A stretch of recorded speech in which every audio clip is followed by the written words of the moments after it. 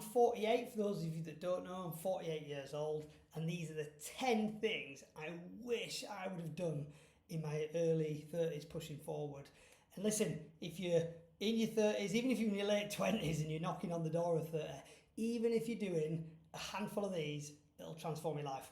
And I don't say that lightly. If you're a man struggling with IBS, if you're following this channel, Men's IBS Mastery, I'm looking at my notes, numbers 7 and 8. If you listen to them, wait for them, I'm going to rattle straight into them. They'll completely change your life. Okay, rule number 1, sleep. How many of us, we're all guilty of it, especially in our youngster, that sleep is not a priority. It's just like, it's almost like it's an hindrance. It's something we've got to do. We just want to stay up and party all night. I wish, looking back, that in my 30s now, so obviously got my 20s out of the way, got all the partying out of the way, that I'd have focused more on my sleep. I wear devices now. I've got a Whoop at the moment. I'm not trying to sell these. I've got no affiliation. I used to wear a Garmin Phoenix. There's Apple Fit. My wife wears an Apple Fitness watch. Just get something and focus on your sleep. Start dialing it in. And there's loads of different ways that can make you sleep better. And I didn't know half of that stuff. And I wish, again, hindsight, that I would have done that. Because here's the thing. Now that I sleep consistently, about 7.5 between 8.5 hours a night, so anywhere between there, I think better, I've got a clear mind, I wake up, I don't feel groggy, I don't hit the snooze button, I get straight up early in the morning, I feel amazing most of the time, you know?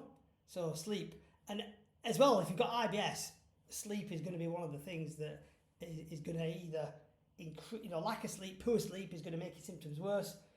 Quality sleep is going to have a percentage of effect on your IBS, so just focus on that.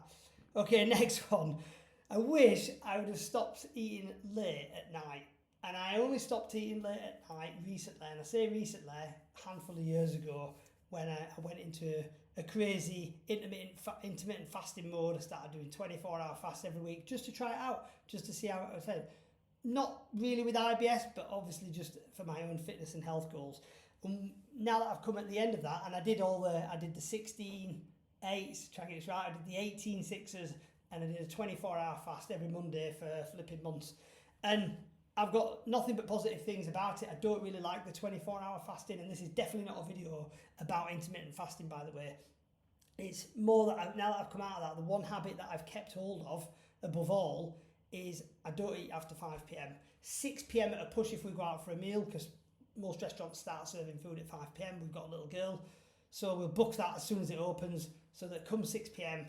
I'm not eating, and I don't drink fluids after about 8 p.m. So again, it helps me sleep, it rests your gut, amazing for IBS, just good for health, overall health. Do your research on it, look into things like insulin levels.